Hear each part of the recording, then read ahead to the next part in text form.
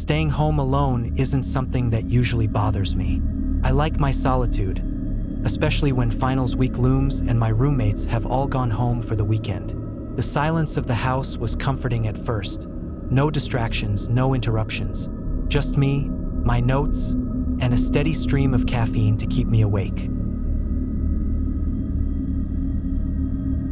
That night was quiet, the kind of quiet where you notice every creak of the floorboards and the faint hum of the refrigerator. I was sprawled on the couch, flipping through flashcards, when a knock at the door shattered the stillness. It was sharp, deliberate, not a timid tap, but the kind of knock that demanded attention. I glanced at the time on my phone, 12:07 a.m. My stomach tightened. No one should be knocking on my door this late. I approached cautiously, flipping on the porch light as I peeked through the peephole. A man stood there wearing a dark delivery uniform. A baseball cap cast a shadow over his face, but I could make out a faint smile and the package he cradled in one hand. He lifted it slightly, tilting his head as if to say, "You've got something to sign for." His voice came muffled through the door, calm and professional. He explained that he had a delivery, something urgent that required my signature. I frowned, the unease creeping up my spine. I hadn't ordered anything. My roommates hadn't mentioned any packages. The story didn't make sense. I told him through the door that he must have the wrong house. He insisted I double-check, his tone growing firmer. He said mistakes happen and it would only take a second. He promised it wouldn't be a hassle. The latch on the door suddenly felt impossibly thin, separating me from the stranger. I told him again that I wasn't expecting anything and wouldn't be opening the door. That's when his demeanor changed. The smile fell from his face, replaced by something harder. His voice was louder now, carrying a sharp edge. He claimed he was just doing his job, that he didn't have time to argue. The package was addressed to me, he said, so it had to be mine. The handle rattled. My heart leapt into my throat. I backed away, the floor creaking under my feet. He tried it again, harder this time, as if testing how much force it would take. I told him to leave. My voice was shaking, but I tried to sound firm. He didn't respond.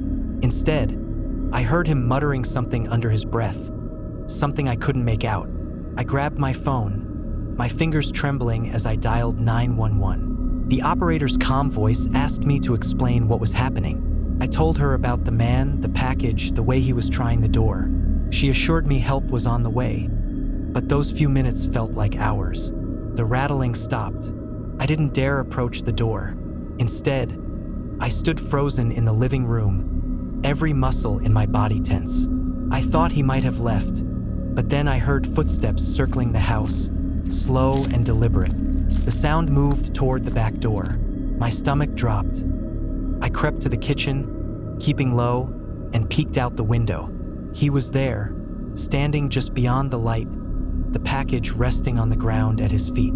He was staring at the back door, his head tilted slightly, as though he were listening. The police arrived before he could try anything else. I heard the crunch of tires on the driveway and the crackle of their radios.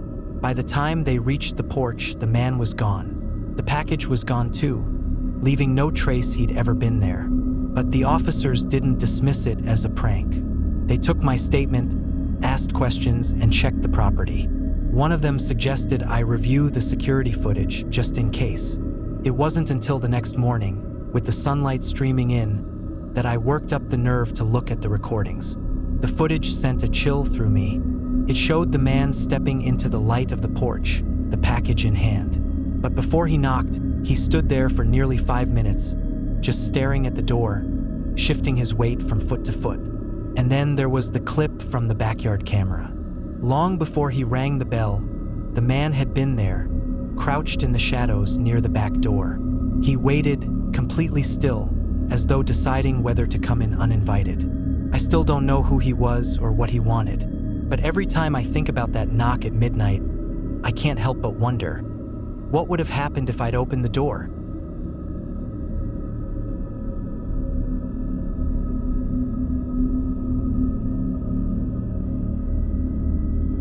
Living alone had been an adjustment, but after a few weeks, the quiet had become almost comforting. The apartment was small but cozy, and I'd worked hard to make it feel like home. The bathroom, with its outdated tile and faintly humming vent, wasn't anything special, but it was mine, and that was enough.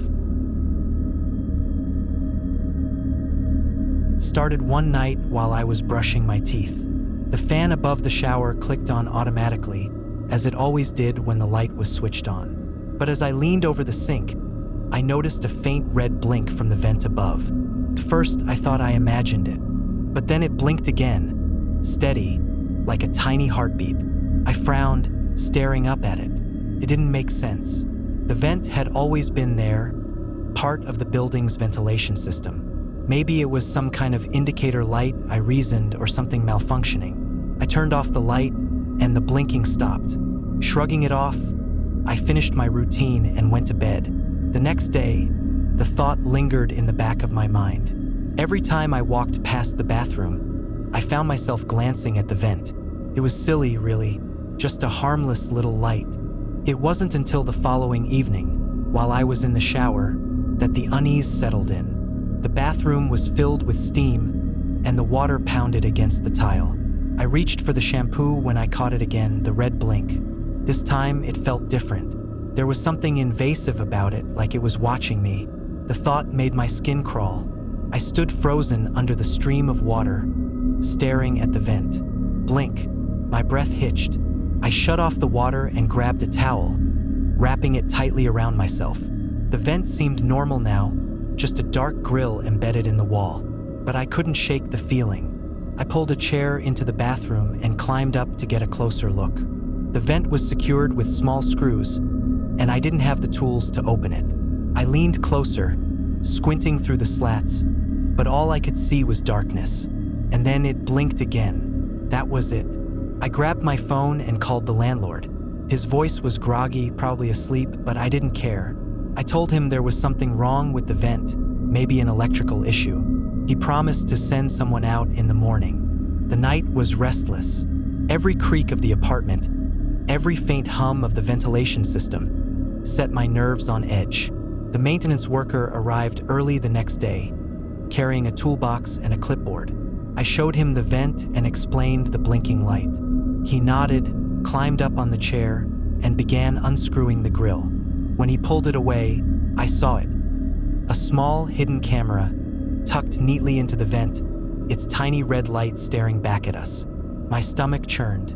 The maintenance worker's face darkened as he carefully pulled the camera out. He handed it to me, and I stared at it, horrified. Someone had been watching me. Someone who had access to my apartment. The police were called immediately. I answered their questions, my voice trembling as I tried to explain when I first noticed the light. They took the camera and promised to investigate, but I didn't feel safe anymore. A few days later, I got a call from the detective handling the case. His tone was grim. The camera hadn't been installed by some stranger or random intruder. It had been set up by the previous tenant, a man who had never returned his set of keys after moving out. They found him in another town, and when they searched his belongings, they discovered a trove of footage. Not just of me, but of others who'd lived in the building before me. I changed the locks the same day. Even now, I can't walk into a bathroom without glancing up at the vent. Every light, every shadow, feels like a pair of eyes. I live in a new place now with better security and fewer vents, but the feeling never really goes away. Because sometimes, the scariest monsters aren't the ones you imagine hiding in the dark. They're the ones who were already there, watching.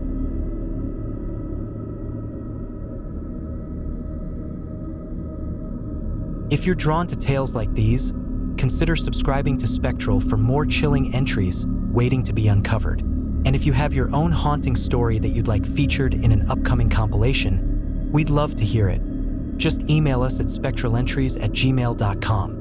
Now, let's get back to the video.